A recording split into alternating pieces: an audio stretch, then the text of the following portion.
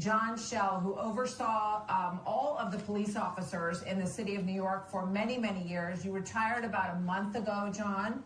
I know you saw this. You said that this might be where the city was headed. It was not something that you wanted to sign up for. What do you say now? Well, congratulations to him, first of all. He ran a good campaign. Now he's going to be the mayor. So now let's just look at the track record. Look at the rhetoric, what he says about the police department. Look at who he's aligned with, the DSA. No cops, no one in prison. Look at what he wants to do legally. He wants to not enforce low-level laws. He says he doesn't want to do the way of prostitution, but he wants to decriminalize it. This is a recipe for disaster for the city and public safety. It doesn't align with what we're doing. And now, when you take his stance on the Civilian Complaint Review Board, the board that oversees punishment for complaints by cops, right, and you want to give that adjudication to them, cops are not going to stay.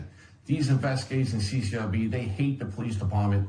They're young kids with purple hair. They're going to try to adjudicate penalties against our police officers. There's 4,000 that can leave in January. Not going to stand for this. And I don't know, we came back once from bail reform. We fought so hard to get here today. I don't know if we can come back the second time. But it remains to be seen. I would like to think he's going to come a little more centered with his public safety narrative. But it remains to be seen. But I'm a little troubled by what I'm hearing, to be honest with you. So you're saying it's likely that 4,000 police officers will leave the force in January. What will that leave us with? How many? That'll leave us about 30,000. Not sustainable in a city that doesn't sleep, of 8.5 million people, with everything that's demanded upon us. And our calls for service, 911 calls, 311 calls are up. Our staffing is down. Now, he also says, first of all, it's a false narrative when he says we're spending too much time on 911 calls for mostly starved people. There's 5.5 million calls for service last year in the city. About 170,000 was that. That's 3%. That's a false narrative.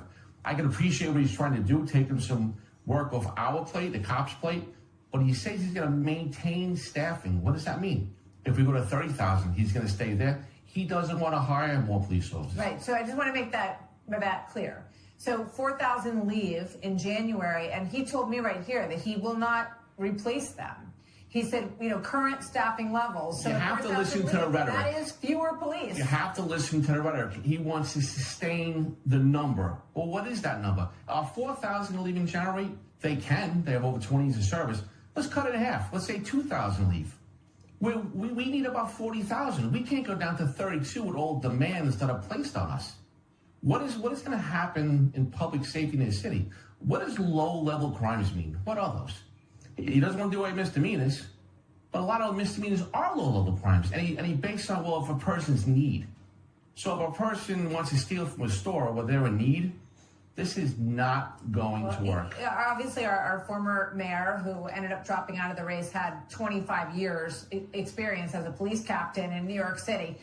So I guess one bright spot in terms of the police is that Tish is going to stay. She's the police commissioner. What is your outlook for that? Do you think they'll work together well? Will she be able to maintain the relationship or build a relationship? Look, I know her well. I sat next to her every day for 10 months. And her ideology and mentality for public safety is in direct contrast to his. Where does that meet in the middle? Remains to be seen.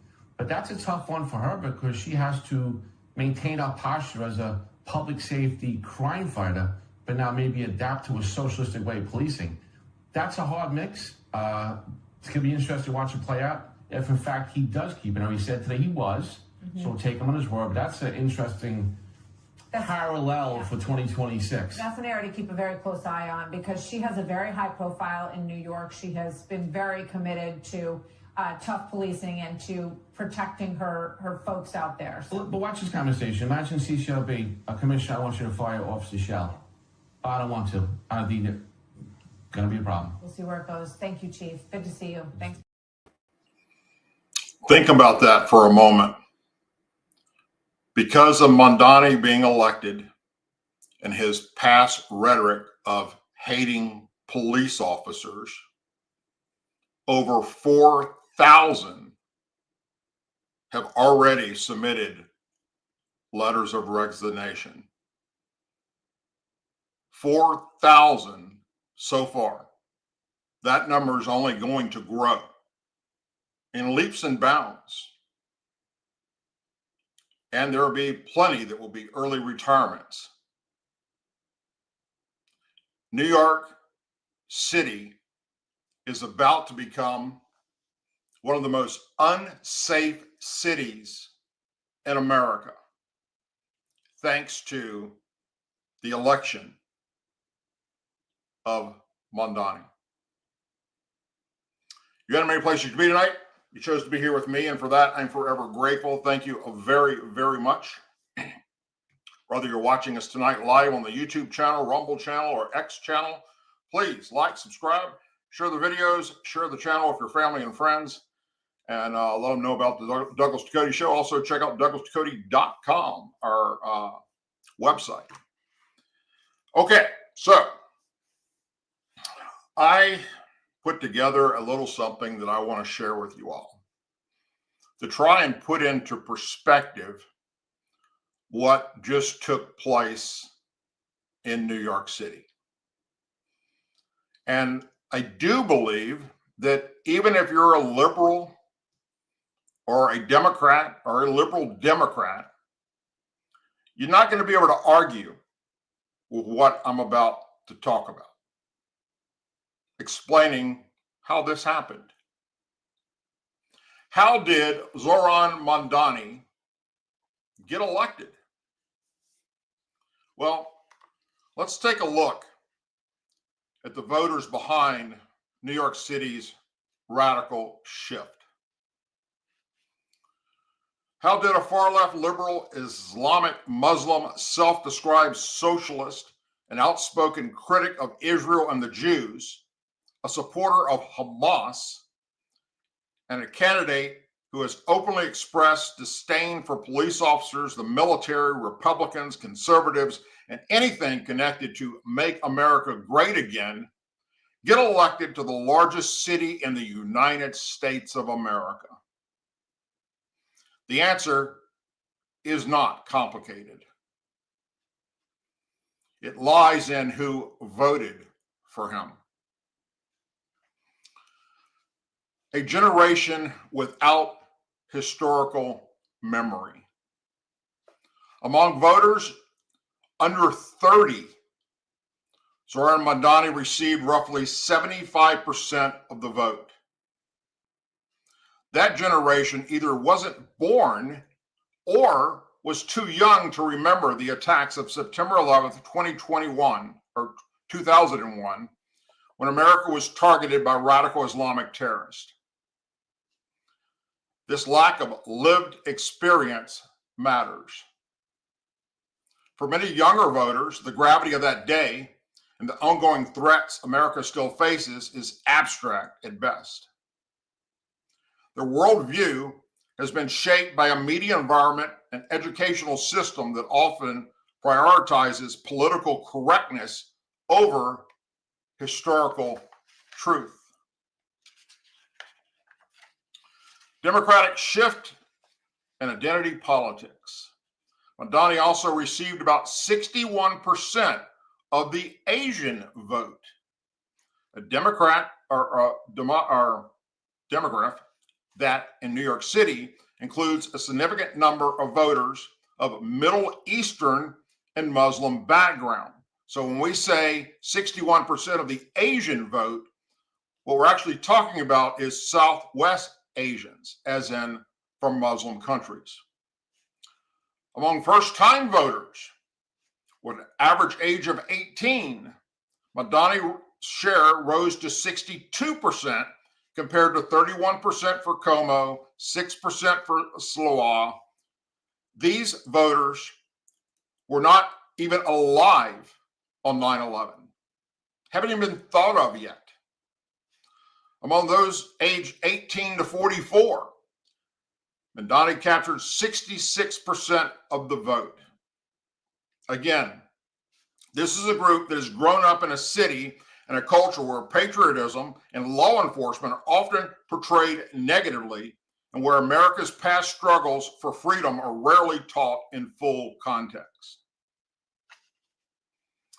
Education and declined historical awareness. One of the most troubling trends is how American history has been diluted in our public school system. I've been talking about that since I started this podcast years ago. Generations of students are now graduating with little to no understanding of the Vietnam War, Desert Storm, Just Cause, or Iraqi freedom. Even the September 11th terrorist attacks, an event that defined a generation, are often glossed over because discussing them in depth is considered politically insensitive. God forbid we offend Muslims. When a nation forgets its past, it is destined to repeat it. That lesson, once central to civic education, has all but vanished. The numbers don't lie. Let's look at the recent election results. With 95% of the votes counted so far, the total stood at 2,043,565 people came out and voted. Mandami got 1,036,051.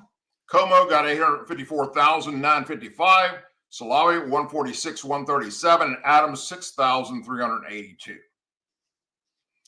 Even if Salawi and Adams had not been on the ballot and the votes had gone entirely, let's say, to Como, Mandani still would have prevailed, but narrowly, by about 28,000 votes, but it could have forced a runoff.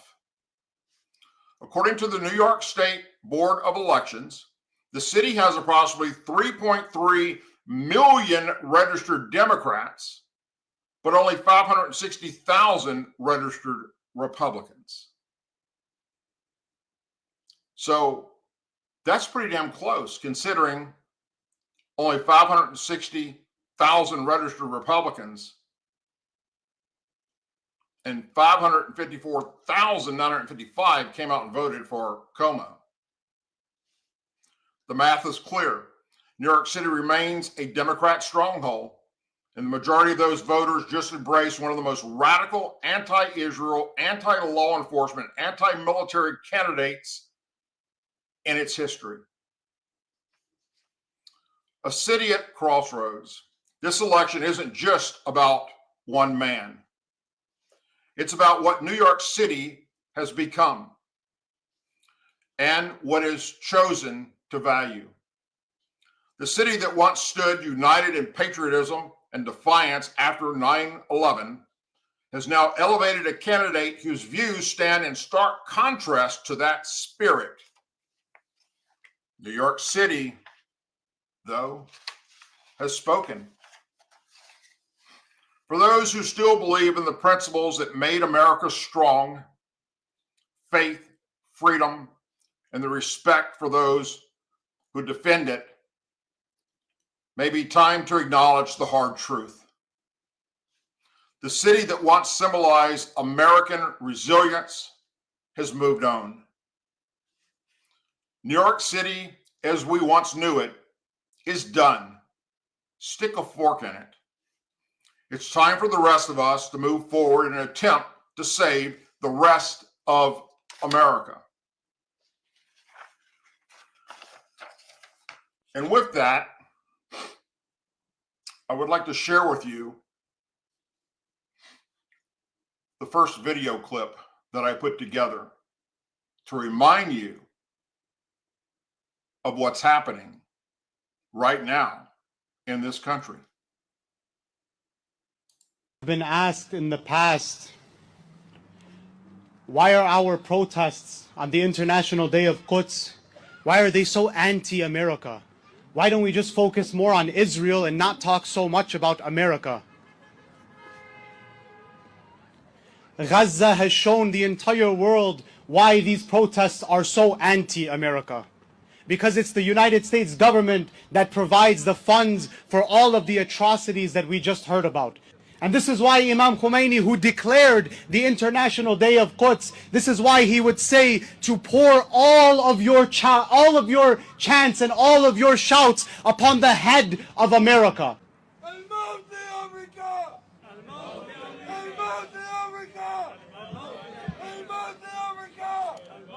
Malcolm X said, and I quote, "We live in one of the rottenest countries that has ever existed on this earth. It's not Genocide Joe that has to go. It's the entire system that has to go. Any system that would allow such atrocities and such devilry to happen and would support it, such a system does not deserve to exist on God's earth." And so when these fools ask us if Israel has the right to exist, the chant "Death to Israel" has become the most logical chant shouted across the world today.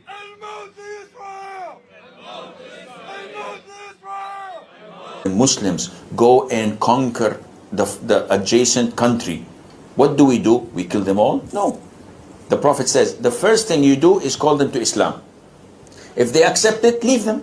Khalas, they're Muslims, we go. If they refuse, then tell them to pay taxation, jizya. If they refuse, then we have to fight. And if we fight you, then we capture you, you become our slaves, and we take your land, and you take where, because you refuse, I give you two good options. Oh, two good options, you give me two good options. Either convert to Islam, pay ridiculous amounts of money, or we kill you. Yeah, two good options, perfectly fine, perfectly acceptable. America is the cancer. America, the American government, secularism, democracy, capitalism, these are cancers that have spread their illness all over the world. In America and in the Middle East.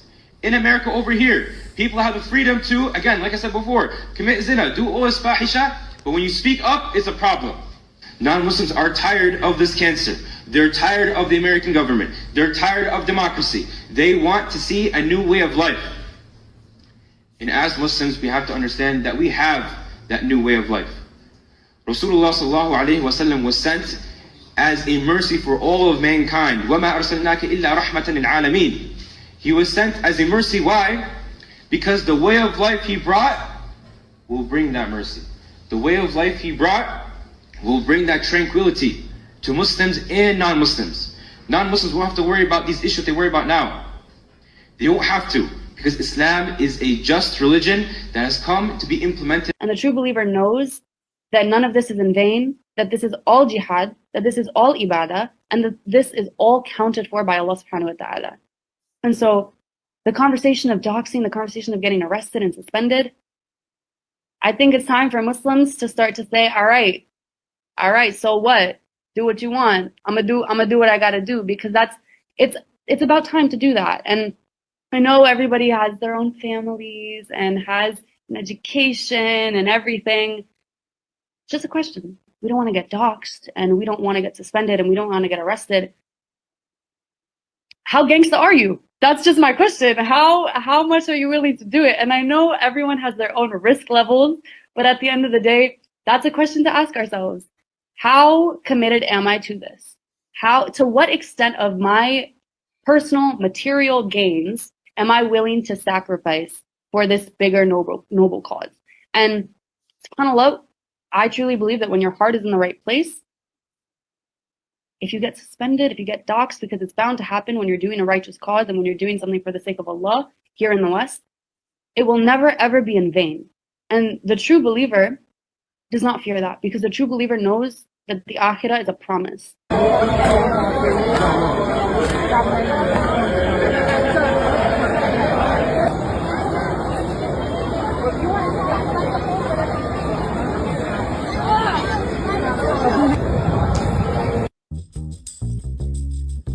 Good morning, New York City, and thank you. Last night we made history, and today we begin the work of making a new administration. Welcome to the transition. This is the period over the next few months where we build a city hall that delivers on the promises of our campaign, to make New York City affordable and to make government accountable to the people it serves. As we prepare to govern, we'll start announcing the leaders who will help implement our agenda. People like deputy mayors who oversee entire areas of government and the commissioners who carry out the critical work of city agencies. These appointments will be driven by excellence, integrity, and hunger to solve old problems with new solutions. Talking to organizers on the front lines of the fight to improve our city, government veterans with proven track records, policy experts from around the country and the world, and working people who know better than anyone what our neighborhoods deserve. And this will be a period, like the campaign we ran in the City Hall to come, defined by transparency. Because New Yorkers deserve a government they can trust. On January 1st, I will be your mayor. New Year's Day and a new era for this city. Oh, and one more thing. Remember how I told you a few months ago to stop sending us money? You can start again. This transition requires staff, research, and an infrastructure that can meet this moment. And it will be made possible by the people who built and believe in this movement. So I hope you'll make a donation at transition2025.com. Now let's get to work. Scott? Oh, are you saying he wasn't the unifying voice of a generation that you predicted mere moments ago? Axe, where was the man that you predicted would not slice and dice the? Look, guys, he started his speech by quoting Eugene Debs, who ran for president of the United States 5 times as the Socialist Party of America candidate. He repeatedly attacked people in this. No, I know my socialists. I keep a close eye on them. I work here. So here's the thing. He went after everybody that he thinks is a problem. People who own things, people who have businesses. He said an interesting quote: "No problem too large for government to solve." Or too small, important. And so when you think of the world that way, that every problem, no matter how small or how large, is something for government to do, let me just decipher this for you. Tax increases as far as the eye can see, which means the people who need to provide jobs to the young people that you say need jobs are going to flee as quickly as they possibly can. I think this was a divisive speech, and he clearly sees the world in terms of the people who are oppressing you and the oppressed. And he said the oppressed are now in City Hall.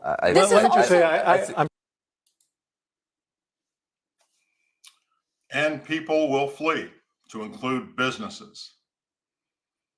They're going to unass New York City, just like they are in San Francisco, in LA, in Sacramento.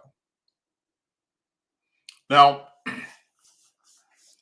I want you to listen very closely to what I'm about to share with you, because this kind of puts it all into context. One of the biggest problems, if not the biggest problem, that we Americans have is our failure to educate our youth on tragic history of our country.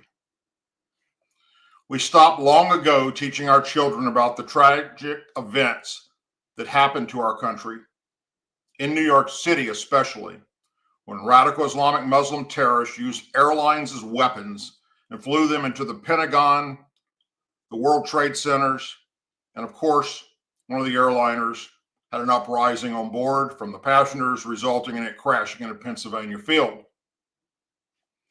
That horrible day, September 11th, 2001, Islamic Muslim terrorists killed 2,977 people.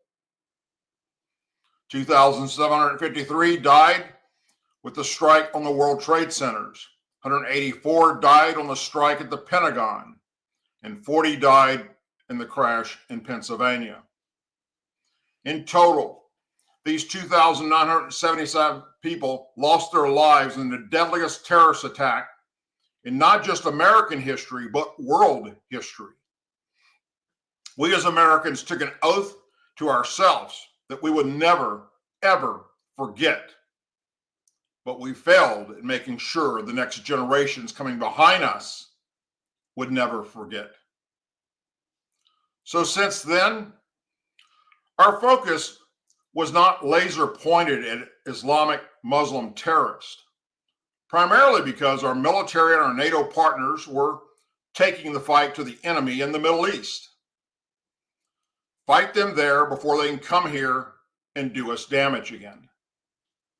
So we turned our focus on the lack of security at our southern border. You, me, the government. The mission was simple. Use law enforcement, such as the Border Patrol, ICE, Homeland Security, militia groups, and the National Guard, to stop the flow of illegal aliens across the Rio Grande. Use the Border Patrol checkpoints if you want to come to America, and stop the flow of illegal aliens who are actively engaged in human sex trafficking of women and children, drugs such as heroin, cocaine, and fentanyl, and gang members supported by the cartels such as MS-13, 18th Street Gang, Trinidad, and Barrio Ataz, to name a few, all of which were and still are actively engaged in human sex trafficking of women and children, drug trafficking, rape, murder, pedophilia, and every type of crime known to mankind. So, for 8 years under President Obama, we focused on the southern border. And the Obama administration removed over 3 million non-citizens. They were deported from our country. And the leadership of the Democrat Party in D.C. applauded Obama's actions to make America safe again. But what we did not see was what was going on behind our backs. Yet literally right in front of us, and we paid little to no attention. On one hand, the Obama administration was only kicking out Mexicans and those from Mexico, Central, and South America. On the other hand, they were importing foreigners from all over the Middle East, from places like Somalia, Iran, Iraq, Palestine, Uganda, and Afghanistan. Once they were here, the Obama administration gave them free housing, food, medical care, and strategically and on purpose relocated them into certain areas of the country. Places like small districts in Michigan, giving birth to a radical Muslim to infiltrate our Congress by the name of Rashida Tlaib. Minnesota, giving birth to a radical Muslim infiltrate of our Congress by the name of Alihan Omar. And New York, giving birth to a radical Islamic Muslim to infiltrate the local state assembly and finally becoming mayor of New York City, Zohran Mamdani. Our failure to not pay attention to what the right hand was doing and only watching the left hand put us on a path of destruction from within. And then Trump comes along and attempts to shine the light on many of these issues. And the liberals and the Democrats, who are okay with Obama deporting 3 million illegal aliens, all of a sudden called Trump a racist, a bigot, a Nazi, says he hates Muslims, Mexicans, and black people. And for 4 long years, they fought a war against our president.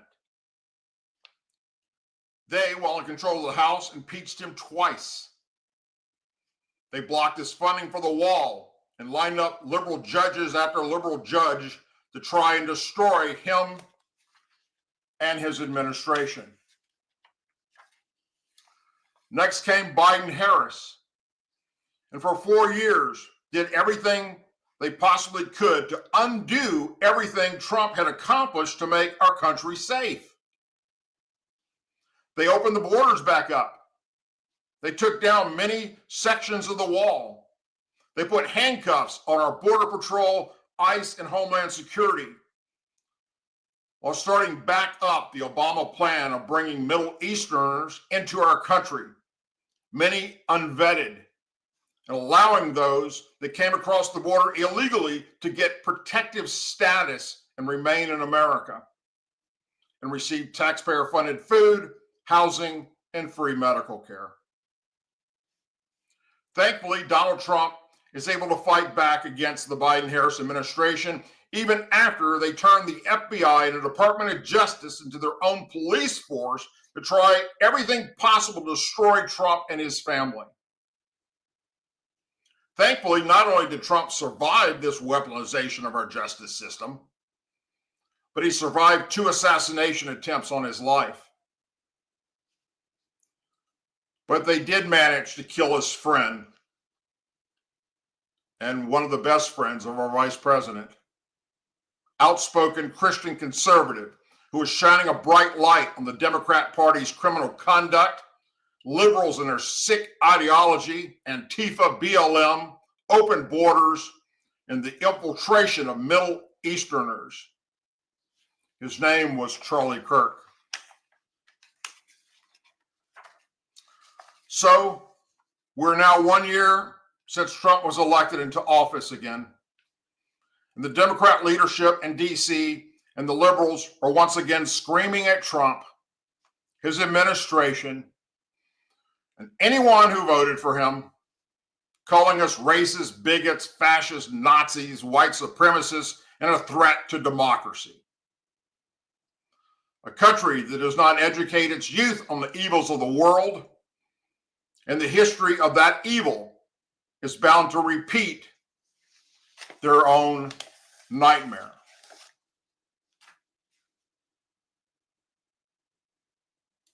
الهان الهان الهان الهان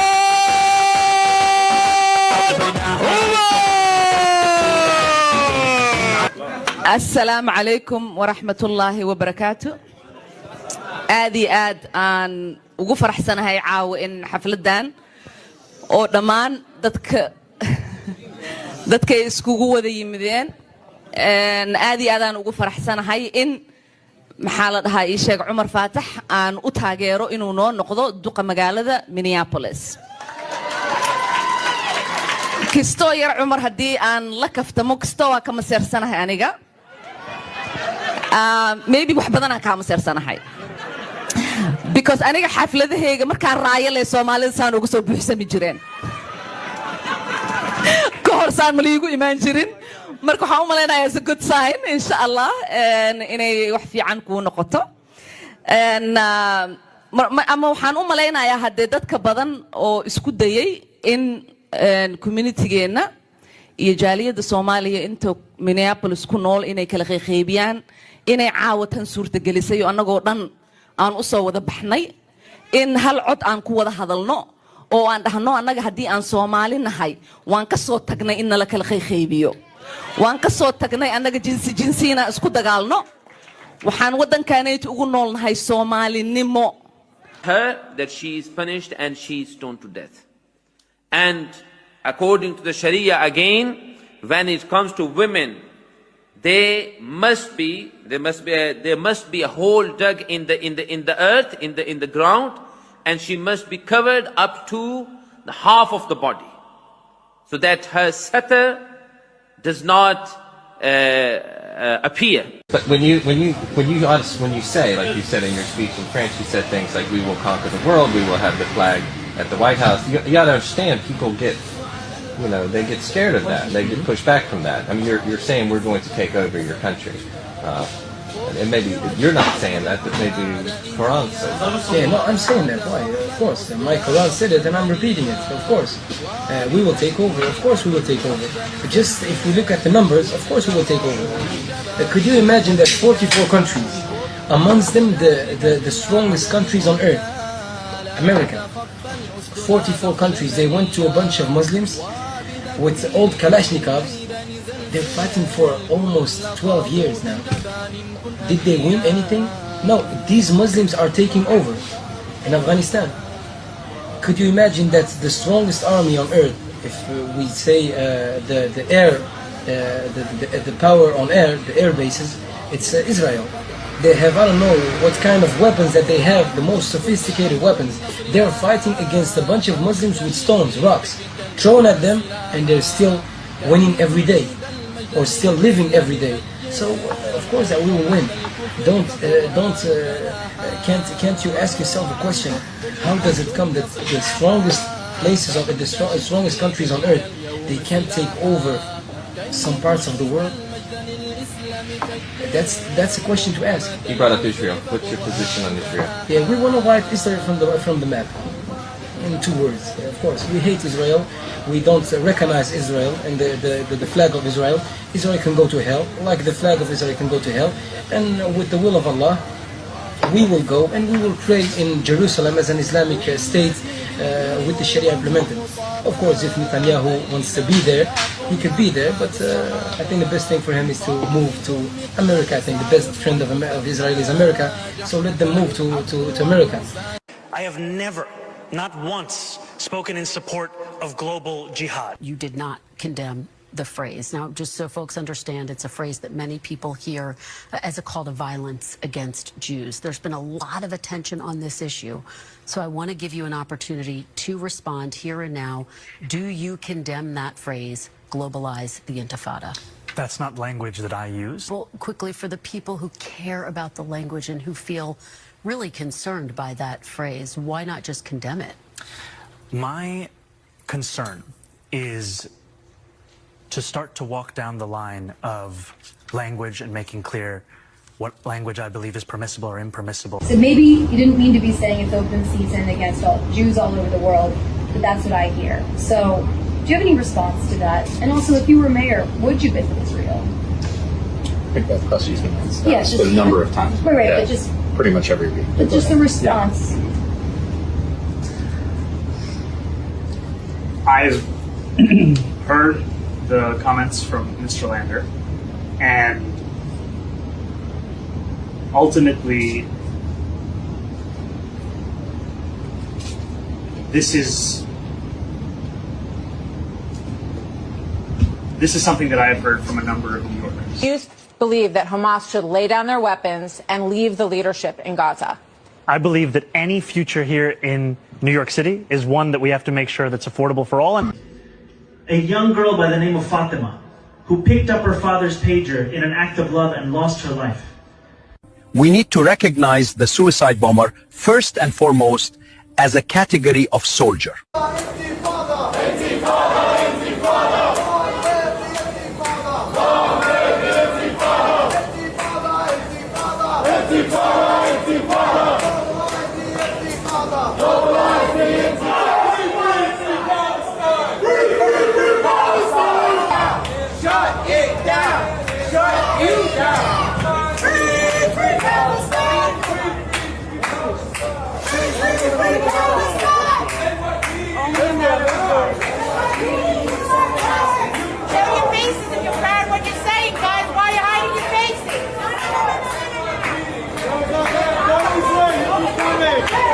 Look what the New York people are doing to honor the legacy of the 3,000 Americans that lost their lives. Wow. We promise never forget radical Islamic terrorists. They forgot. Right? And we have this jihadist waltzing in to the New York City mayorship role. Smiling. And that's why yesterday, my legal group, Federal Watchdog, he's going to pull it up. You're going to pull this up? Announced a $100 million lawsuit on Zoran Mandami.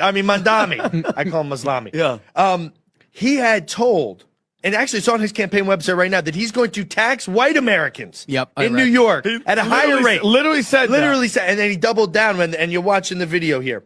He doubled down. And so that is against the Civil Rights Act. That is federal discrimination. We have a 14th Amendment, equal rights, equal opportunity for all Americans by race, gender, age, all that stuff. You cannot discriminate. And so my tax bracket has to be higher because I was born white. White people built New York City. And this is unbelievable. The fact that white New Yorkers are going out in droves voting for this clown, this Marxist socialist bastard, is unbelievable. Can you imagine? Spitting in the face of the victims. Can you imagine if he said it towards any other race? If he said, listen, we're going to tax black people more. It would have racist. Been, yeah, you're racist. Bigot. And mind you, Jake, the guy took a photo with the co-conspirator, unindicted. That means he was in the room, technically, taking a photo in the mosque with the guy. Like, that blew up the first World Trade. 93. The first bombing. The Imam. What do you do? New Yorkers, have they lost their freaking gourd? Like, can we play? I want to play this video. This is the. Yeah, they have lost their freaking gourd. I just explained to you who voted for the guy. They've lost their damn minds. Because of Obama, because of Biden and Harris, currently we have approximately 4.8 million people that identify as Muslim in America. Out of that 4.8 million,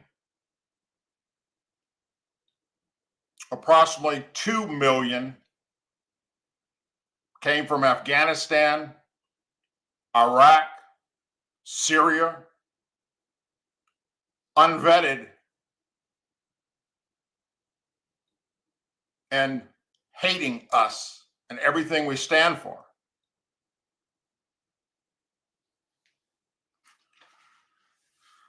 So I want to throw something out there to the Muslim world in America.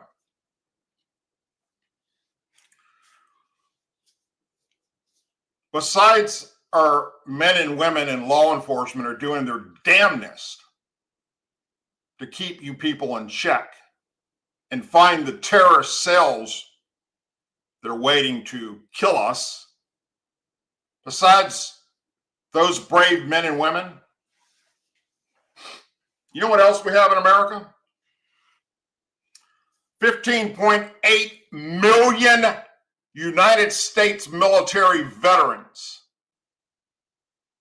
And 99.9% of them have weapons. Out of that 15.8, 3.5 to 4 million of them served like I did in the Middle East fighting radical Islamic terrorists. And when law enforcement starts getting overwhelmed, we will rise up and slaughter your ass before we allow you to conquer our country like you're doing right now. The Department of Justice and the FBI can only do so much. And they've only got a limited time to do it. 3 years. Unless another Republican gets voted in office. But these radical judges in America, they're trying to fight against everything the Trump administration is doing on deportations or banning people from terrorist countries from coming to our country.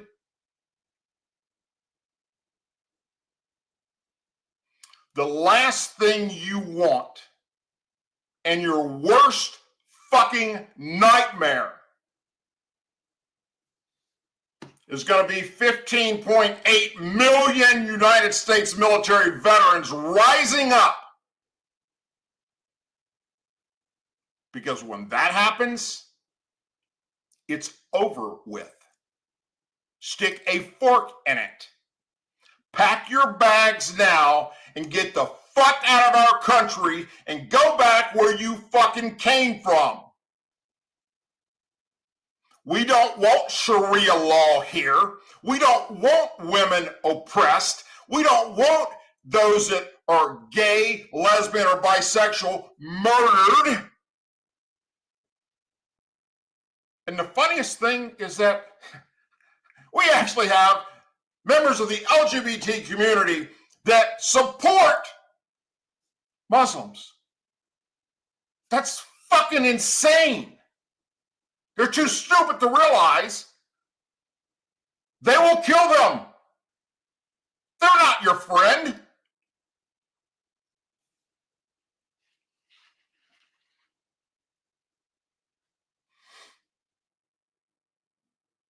Watch this. Seriously, I'm just curious. Is that Hamas or Hezbollah? Hamas. Is that Hamas? Yeah. Are you from Lebanon? No. Are you from Judea, Samaria? Huh? Are you from Judea, Samaria? Gaza? No, I'm not Palestinian. You're not Palestinian? No. Oh, Yeah. Where are you from? That's none of your business. Are you American? That's none of your business. You're not an American, huh? Are you from Canada? No. Syria? Nope. Kuwait? Well, it's none of your business. I'm not gonna tell you.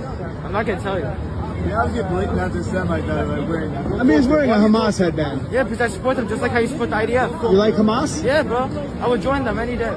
You're gonna join Hamas? Yeah, just like how you would join the IDF. Yeah. You're gonna be a valiant fighter? Yeah, bro. Put a nice bullet in every soldier's head. Yeah, you're gonna kill some Jews? I mean, they're Zionists, but they don't really define Judaism. No, they don't? Well, dude, over there, they're real Jews, bro. The entire IDF, most of them are Jews and Arabs. Jews and Muslims, you know that, right? There's no Muslims in the IDF. Yeah, there are. Okay, maybe the hypocrites. Then the Muslims, they're not Muslims. They're not Muslims? Yeah, they're not. There are many Muslims in the IDF.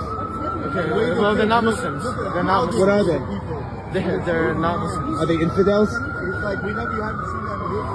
They're traitors. Traitors to who? The Muslim Ummah. Yeah. Where's the Muslim homeland? All around the world.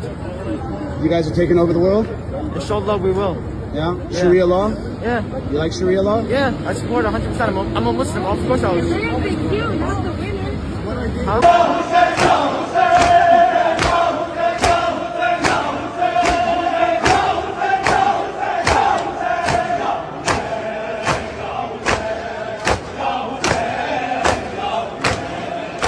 The entire purpose of Islam, according to all Islamic doctrine, is to ensure that there is an Islamic state throughout the entire world called a caliphate, and under that, Sharia or Islamic law is the law of the land. That's it. Islam is no more complicated than that. Islam breaks the entire world into two parts. The Dar al-Islam, where Sharia is the law of the land, and the Dar al-Harb, the house or abode of war, where there is not Sharia as the law of the land. The function of Islam is to eliminate the Dar al-Harb until the entire world is a Dar al-Islam. And the vehicle to do that is called what?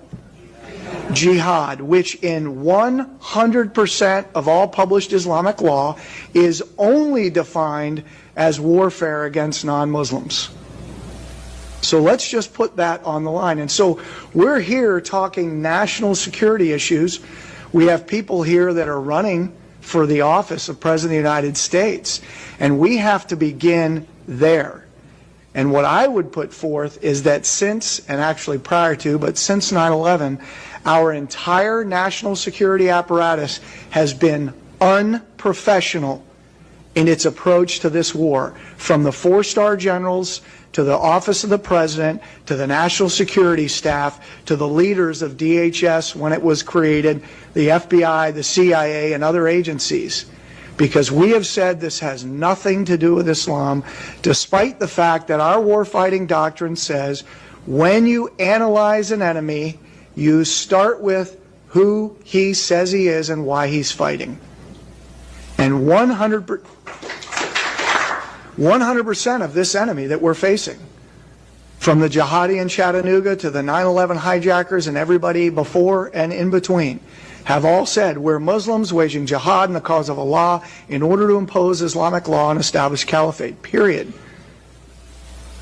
So that's what it is. And if we look in Islamic law, authoritative Islamic law, the kind you get at mosque bookstores, not at Barnes & Noble, you will see that 100% of them say that jihad is warfare against non-Muslims. And it's total warfare. It's not just guns and bombs. It's psychological warfare. It is political warfare. It's subversion. It is the whole 9 yards. It's total warfare, something that our DOD has not been practicing. I would say you'd have to go back towards Reagan administration and maybe even beyond that. Complete and total war against Now it's getting through Congress. So before it was by the sword, now it's getting themselves into Parliament and then making laws that act as the sword, the Islamophobia law in Canada, M103. Yeah. Muslim Brotherhood. I find that there are only two things which are open to our movements. Ballot or bullet, nothing in between. I used to say that democracy is haram. Now I say participation in democracy is our jihad. That's our jihad. We're going to fight not through the bullets, but the ballot. Going to the ballot and voting is now an obligatory action, fard ayn. And it is a jihad that is now needs to be done because this is our modern jihad. You can elect a person who wants the Sharia. Because in the United States, what we do know is that in the past election, just this last election, there have been over 800 Muslim candidates running for office. We may end up with about 50 members of Congress in the next 6 years. That's really the essence of dismantling the system of injustice, is to replace it with the people who represent the Prophet ﷺ. Who are you voting for mayor? I am voting Mamdani. And why? Because he's the most obvious choice. What makes him an obvious choice for you? It's just like, I'm trying to think. This reminds me of a certain comedy sketch where the comedian was like, we could either vote in one guy and he's gonna give everybody free houses, free rent, and he's gonna give everybody a Lamborghini, or we could vote in somebody who's gonna burn down the city. That's why I'm voting Mamdani, because I'm voting for the guy who give me the Lamborghini. Yeah, so you think Mamdani's like just gonna give you guys everything? Not everything. I'm saying it's the most obvious choice. What do you think is gonna happen with government-run grocery stores and free buses? Do you think that sounds like a good idea? That does sound like a good idea. And freezing the rent? That does sound like a good idea. What if they have to freeze the rent to the point where eventually then the landlord's not able to come in and fix the washer and make profit on his own lease? That's their problem. This video is going viral on social media, as it should, so let me set it up for you. At a Dearborn City Council meeting, a resident and American citizen, Ted Barham, raised objections to street signs being installed honoring Osama Siblani, who publishes the Arab American News. Now, Barham claimed Siblani has made statements supporting or praising groups like Hezbollah and Hamas. Barham, who identified himself as a Christian and a longtime Dearborn resident, said the signs were provocative, likening them to renaming a road Hezbollah Street or Hamas Street. And he's not wrong. But listen to the response from Dearborn's Muslim mayor, Abdullah Hamoud. I feel like having that sign up there, it's almost like having, naming a street Hezbollah Street or Hamas Street. Hezbollah, bombed the embassy in Beirut, and including many Americans. So I just feel it's quite inappropriate. And as a Christian, I would like to encourage peace. Because you are a bigot, and you are a racist, and you are an Islamophobe. And although you live here, I want you to know as mayor, you are not welcome here. And the day you move out of the city will be the day that I launch a parade celebrating the fact that you moved out of the city. Because you are not somebody who believes in coexistence. You're somebody who tries to preach it, but in fact you do everything but that. So I just want to put that on the record. There are some people that do not deserve to be breathing the same air that we are. The mayor of Dearborn, Michigan is one of them. So is Alihan Omar, Rashida Tlaib, AOC. And I can make a list of hundreds more. The mayor of Dearborn, Michigan just told an American citizen, you're not welcome here. You're a bigot. You're a racist. Because you're against us naming a street after a radical Islamic Muslim terrorist. All this that you're seeing is happening in America. It's already happened in Europe. Europe's gone, if you haven't been paying attention to that. Sharia law is happening all over there. That's also happening in Canada. I have a friend of mine that's been on this show several times before, that Dan Gulbich. He's an angel parent. His son, Spencer, was killed by an illegal alien who recently shared with me that there are places, and he lives in Texas. He lives just north of the Houston area. there are places that he goes to around there where there are women walking around in full burqas.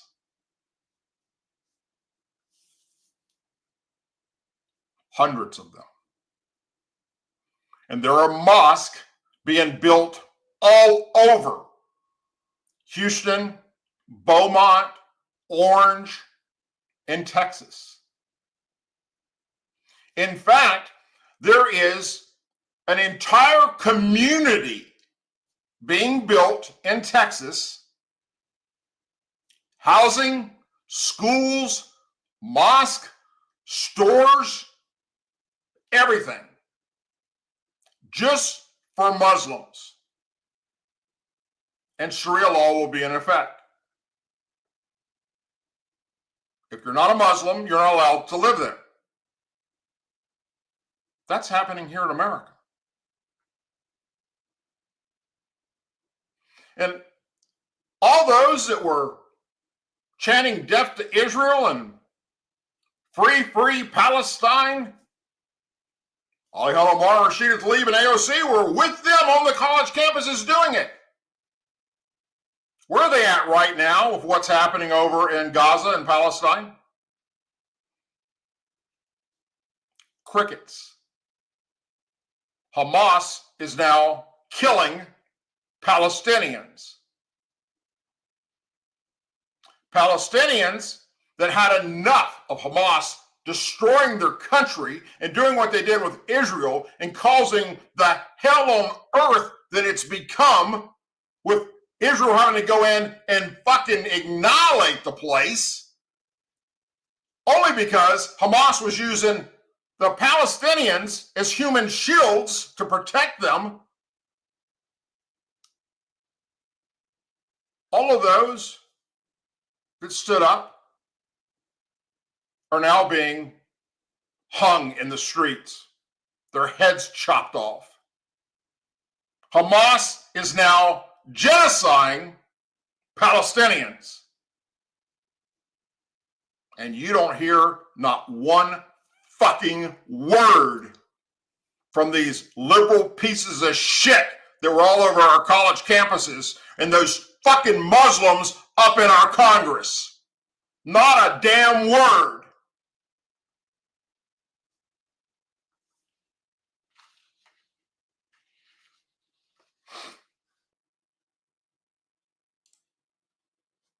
Following Zohran Mamdani's decisive memorial victory in New York City on Tuesday, House Minority Leader Hakeem Jeffries, Democrat, New York, dodged the question on whether the self-proclaimed Democrat socialist is the future of the Democrat Party.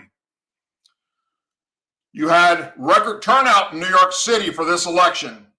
Would you say that Mamdani is the future of the Democrat Party? A reporter asked Jeffries during Wednesday's press conference on Capitol Hill. Well, what Democrats have done all across the country is lean into the issues of affordability because of the fact that America's too expensive costs are too high, and Donald Trump and his Republicans not only have they done nothing about it, they've done anything about it. They made it worse as a result of Trump's tariffs, as a result of them, the clean energy economy that Trump's going after, Jeffrey responded. That's why electricity bills are skyrocketing. Now, of course, they're forcing these dramatic increased healthcare premiums to be visited upon American people. Jeffries was also asked whether he is personally comfortable having the city he represents, the most populous city in America, run by a socialist Muslim. In response, Jeffries simply answered that Mamdani is the mayor-elect of the city of New York. It's incumbent upon everyone to make sure that he is successful. Although Mamdani was quickly endorsed by some of the country's most progressive leaders, such as Bernie Sanders, Representative Alexandria Ocasio-Cortez, the Democrat Party's top leadership was slower to give its blessing. Jeffries did not answer whether he would be endorsing Mamdani until just before early voting began on October 24th. Senate Minority Leader Chuck Schumer, Democrat, New York, never issued an endorsement of Mamdani. However, he called his election Victory historic. Mandami, a 34-year-old immigrant from Uganda, is the first Muslim mayor in New York City. Despite dodging these questions, Jeffrey received an identical question earlier in the week about whether Mandami is the future of the Democrat Party, prompting him to say, "I think the future of the Democrat Party is going to fall. As far as we're concerned, relative to the House Democrat caucus and members who are doing a great work all across the country as it relates to our need to both take back control of the House." Did that make any sense to you? I read it verbatim. Jeffries called Tuesday night's election a big night for American people and a big night for the Democrat Party. Besides New York City, Democrats notched major victories in California, Virginia, and New Jersey. Jeffries called the election results a decisive repugnance of Donald Trump and failed Republican policies. Although I explained that very clear to you on Tuesday night that it has nothing to do with it, because in Virginia and New Jersey and New York, there's more Democrat voters than are Republican voters. This comes as the government shutdown over expiring Obamacare subsidies and health care benefits enter day 36, becoming the longest closure in U.S. history. Senate Democrats have voted 14 times to reject the House passing continuous resolution budget bill that would reopen the government. Despite this, Jeffries indicated he believes Tuesday's elections showed the country is blaming President Donald Trump and Republicans for the shutdown and that more Democrat victories are in store in 2026. I'll bet you a fucking paycheck it isn't, Jeffries. We're going to take back control of the United States House of Representatives, so let's be very clear about that, he said. Based on the environment that we know exists, which, as Democrats, we've been telling you for the last several months, is the reality. But now it's been confirmed by the American people.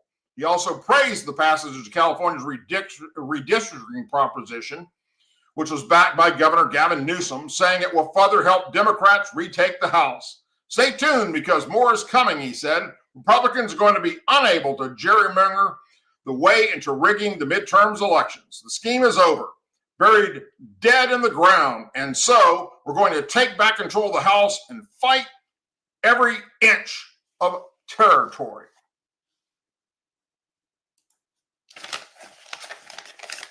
What we just watched happen Tuesday is no reflection on Republicans, conservatives, or Donald Trump. All these victories that the Democrats racked up on Tuesday were in areas that are predominantly Democrat and have more Democrat voters than Republican voters, and Trump wasn't on the ballot. Of course the Democrats are going to win in those areas. But somehow you think that is a reflection on what's going to happen in midterms? Good luck with that shit, you dumbass.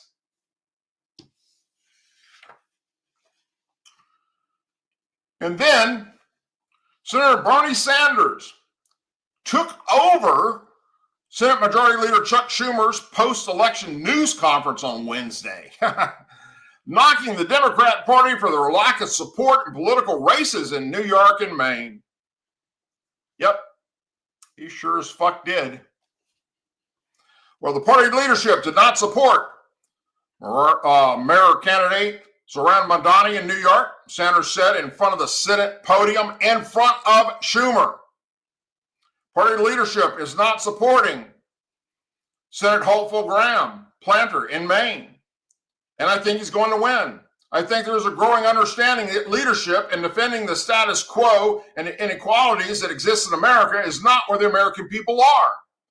Donnie, Democrat socialist, won the mayoral race, and so did Democrat Mickey Sherrill, secured the New Jersey governorship. California Proposition 50 was also passed after being placed on the ballot, and Democrats will maintain control of the Pennsylvania Supreme Court as Justices Christian Donoghue, Kevin Daltrey, and David Welch won their respective retention races. Prior to Sanders' outburst, Schumer, Democrat in New York, spoke with reporters bashing Republicans as the government shutdown stretches into its 36th day, making it the longest shutdown in U.S. history. Last night, Republicans felt the political repercussions of the Trump administration policies, Schumer said. No, they didn't. It should serve as nothing short of a 5-alarm fire to the Republicans. No, it doesn't. The high-cost housing is burning, and everything they've got themselves in, they are to blame. As loudly and clearly as could possibly be done from one end of the country to the other, the American people said enough is enough. Schumer said he and House Minority Leader Hakeem Jeffries demanded Wednesday morning President Donald Trump sit down with them to discuss healthcare issues. Last night was a really good night for Democrats and our fight to lower costs, improve healthcare, and reach a better future for our country, Schumer said. Speaking of idiots in this picture, see that one wearing pink right there on the far right? Well, she just decided she's going to retire, that drunk-ass bitch. Nancy Pelosi, don't let the door hit you on the ass on the way out because we don't want shit stains on that door. What took place Tuesday has absolutely nothing to do with the electoral across this nation. It is not a representation of how the American people feel about Trump and Republicans. You fucking idiots. You're responsible for what's happening to this country, the negative, horrible shit that we're faced with.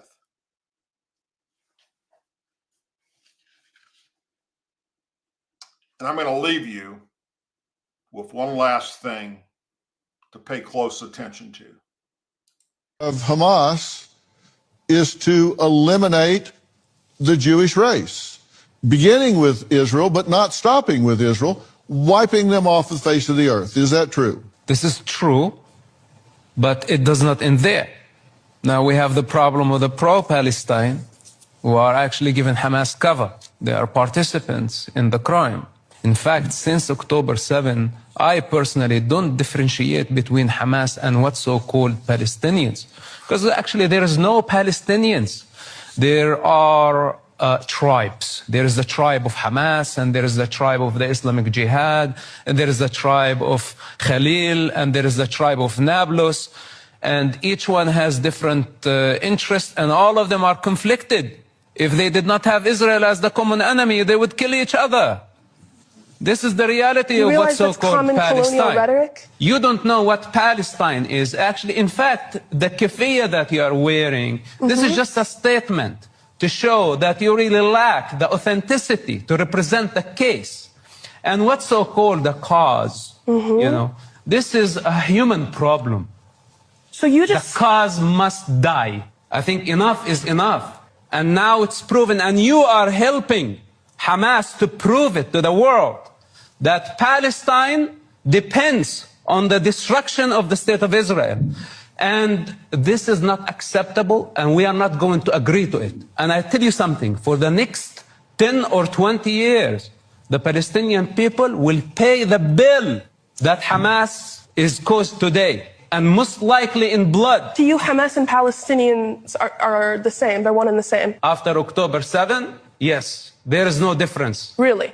The vast majority of the Palestinian people support Hamas. Really? This is a fact.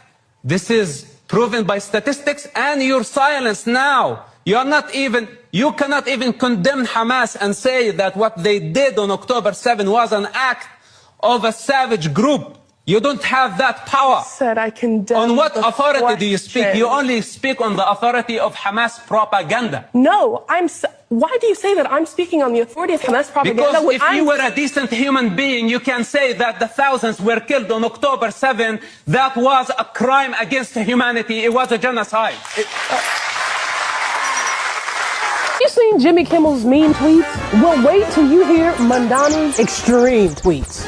The New York Police Department is racist, anti-queer, and a major threat to public safety. What we need to do is hashtag defund the NYPD.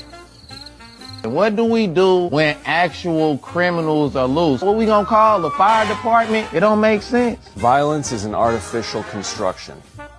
Nothing's artificial about pain and getting hurt. You should tell that to the people that get hospitalized for violence. Not only must we decriminalize sex work, But we need a comprehensive platform of justice for all. I don't see what these two things have to do with each other. prostitution is going to be legal in New York. and we're going to see even more of it on the streets. That's frightening. Queer liberation means defund the police. How? What does that even mean?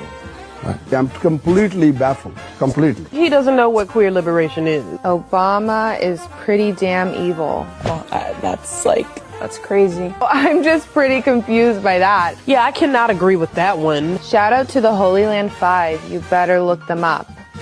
Right, Holy Land 5. Terrorists that hate us. Shout out to the Holy Land 5.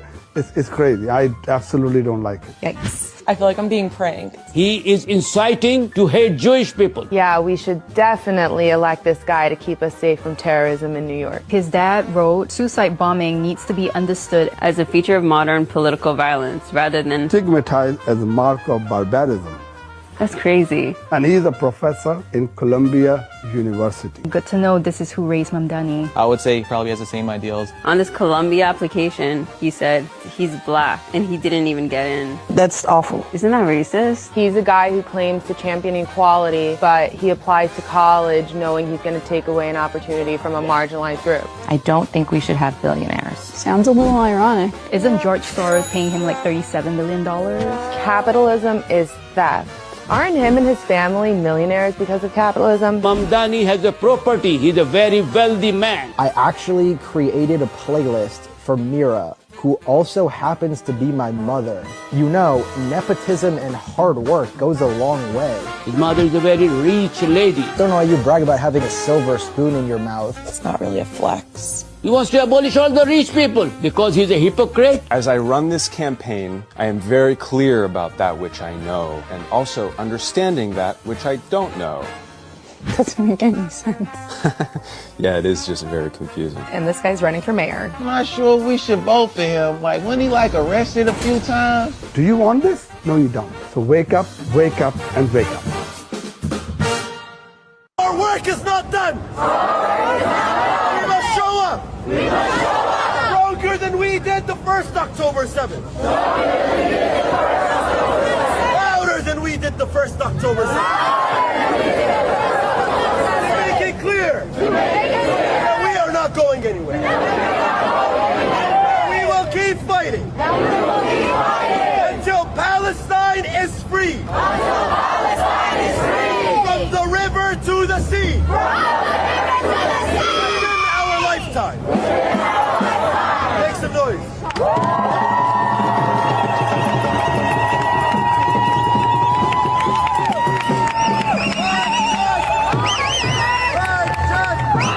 The city of Minneapolis changed its noise ordinance, now allowing the Islamic call to prayer to be broadcast from speakers year-round 5 times a day. In tonight's Weekend Journal, David Schumann of WCCO reports it is a first for a major U.S. city.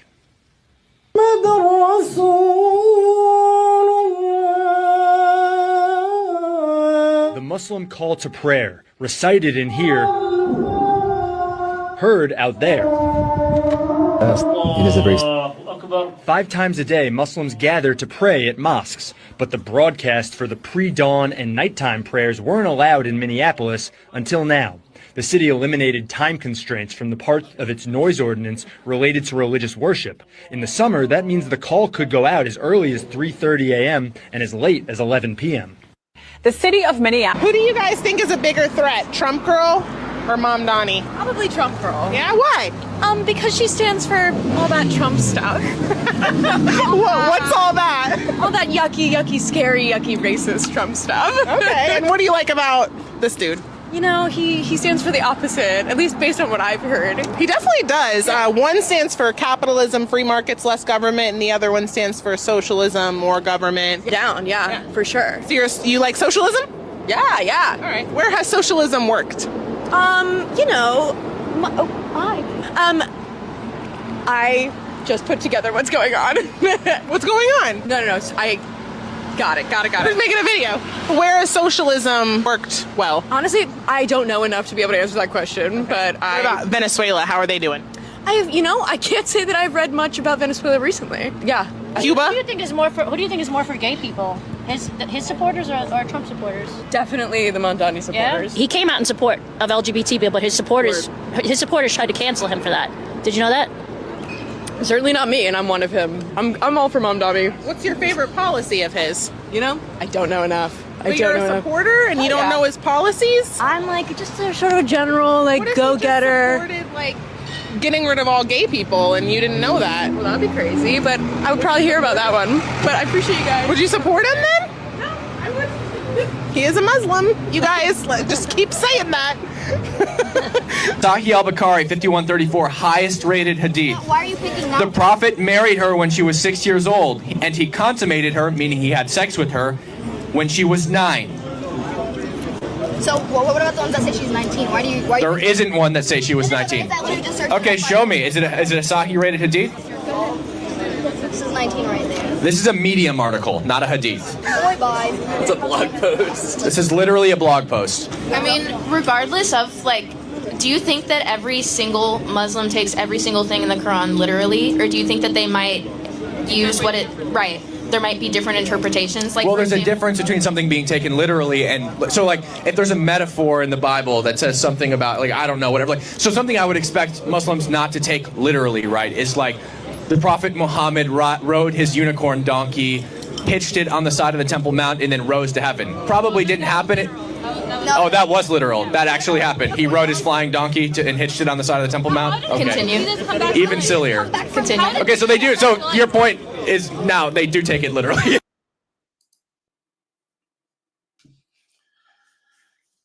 Let me repeat. There are 15.8 million locked and loaded United States military veterans in America.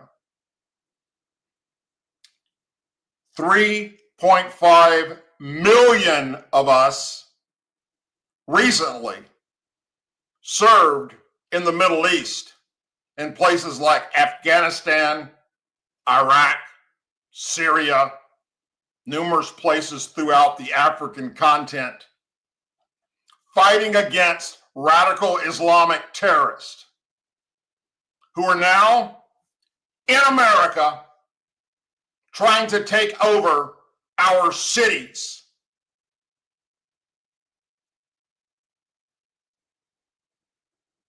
That should be a nightmare in their fucking little brains when they go to sleep at night. If you think for 1 nanosecond that United States military veterans that took an oath to defend this country against enemies foreign and domestic is going to sit back and watch you take over our cities, oppress our women and children, and treat them like the dirt you treated them in your Middle Eastern shithole countries that you came from, then you are a fucking idiot. The Department of Justice and the FBI need to get a hold of this shit before it gets out of control. And it's rolling out of control as I speak tonight. They need to take out Rashida Tlaib and Alihan Omar, take away their citizenship, and deport them out of our country, along with the newly elected mayor of New York City. All they have to do is listen to the rhetoric of what's been coming out of their mouths and their tweets and their posts over the past several years. And you have all the ammunition you need to right this wrong. Because 15.8 million veterans are not going to sit back and allow this to happen in our country. And that is not a threat. That is a fucking promise. I guarantee you. I hope and I pray that tonight's show woke up some people. And I also hope that you will share this show once it goes up as a regular video in about the next 30 minutes, far and wide and on all your social media platforms and with your family and friends.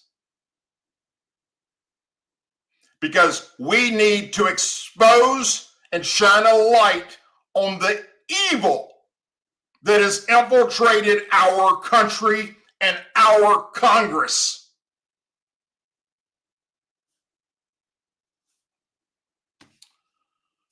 You had many places to be tonight. You chose to be here with me, and for that, I'm forever grateful. Whether you're watching us on the YouTube channel tonight or the Rumble channel, the X channel, please like, subscribe, share it with your family and friends and on your social media sites. Also, check out DouglasDucote.com. And remember that the FBI director under Biden-Harris, Christopher Wray, testified in front of Congress.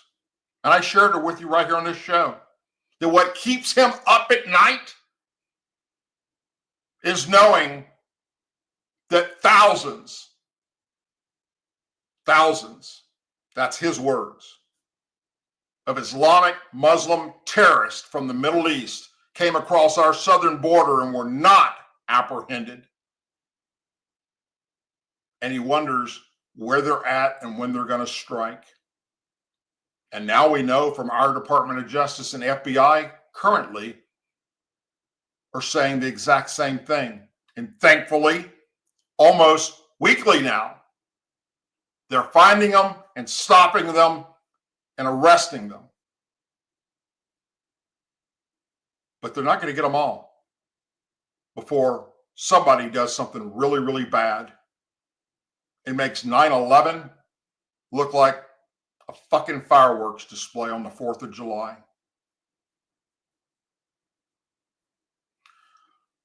Whatever you're doing this weekend, please be safe. Never, ever let your guard down.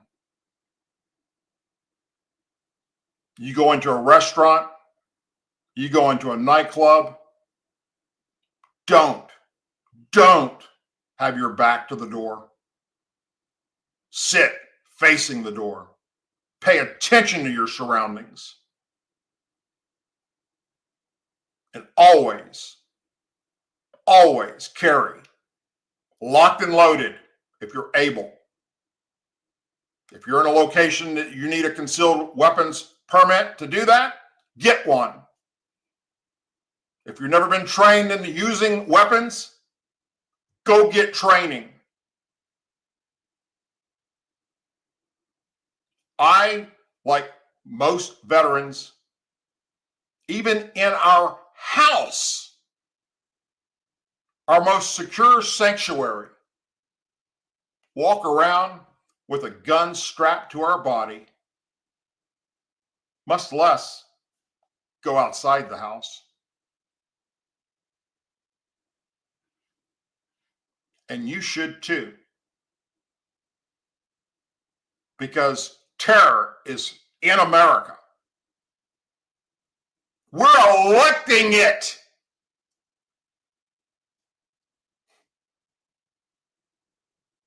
It's time we shine a light as bright as the damn sun on this evil. And I, for one, will definitely be doing that every opportunity I get. And it is up to you, the subscribers of this program, to share it far and wide. because I can sit here and preach all damn day long. If the message is not getting out there to the masses, I'd just soon be spitting in a fan. So be a part of this movement. Because starting Tuesday, just a couple of days ago,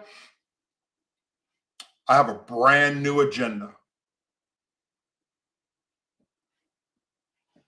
And it's to rid this country of the evils that are in it, thanks to former President Barack Hussein Obama and Joe, I don't know who the fuck I am, Biden, and his knee pad wearing, laughing hyena Harris.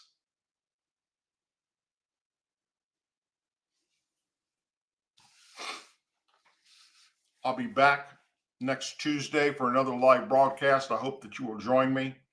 If something breaks between now and then of major importance to American patriots, I will either do a live broadcast about it or I'll put out a video about it.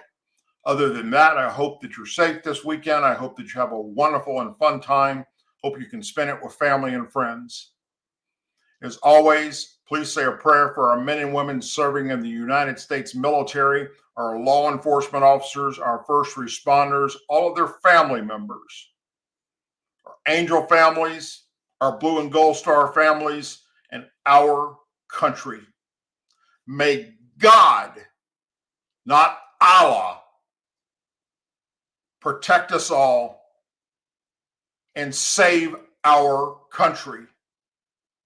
And we will do everything in our power to assist in making sure that is accomplished. Good night, my friends, and God bless you.